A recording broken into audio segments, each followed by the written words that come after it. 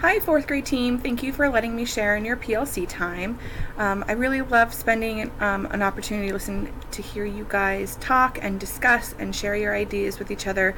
I just want to let you know that I really feel like you are great teammates to each other. You respect each other's ideas and you work well together when you might face a challenge. So again, thank you for letting me come to visit, and I just wanted to take this opportunity to get some ideas from you as the experts and the people who work with the kids on a day-to-day basis. I've been really thinking about our low-performing students or students with IEPs or 504 and the upcoming testing and how they might be feeling. Are they prepared? Do they have anxiety? Are there things that we can do in the classroom to help them be successful, whether that's on the academic side or the social emotional side for our students? So I really just wanted to come and chat with you and find out the ideas that you might have. And so while we're sitting here talking, I want you to think about those students in your classroom who might have an IEP, have a 504, or maybe they don't, but you know that those students could be hurting inside or be worried, and what we can do to help them be successful.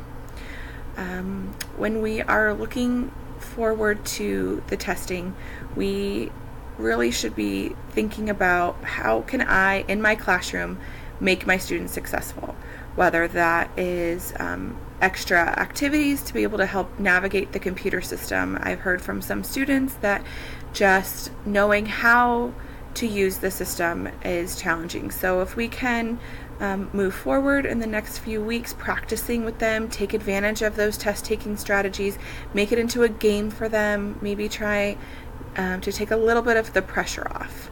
And for our students who struggle with testing and they might have their accommodations, make sure that you are chatting with their resource teacher to make sure that you understand what accommodations the students are provided and that they're practicing with those accommodations in mind, whether that's having it read to them or needing to take breaks, possibly showing them how to use the highlighting tools, things like that. I just want you guys to be aware and be thinking about what accommodations are certain students allowed and how can I help them practice them. Have they used their multiplication chart in class? Do I know that they know how to access that information? And am I helping them discover how to use it to solve more challenging problems? So I don't want to take up too much more of your time, but I'd like you to be thinking about some of those options so that the next PLC that we have, we can kind of come together and maybe start formulating policies, procedures, activities that you guys can do in your classrooms that will help these students feel a little bit better the next time that we're going to ask them to be in a high-stress situation. Thank you again so much for letting me come, and I really enjoy listening to you guys chat and talk, so I'm just going to check in with you guys on the next PLC. Thanks. Bye.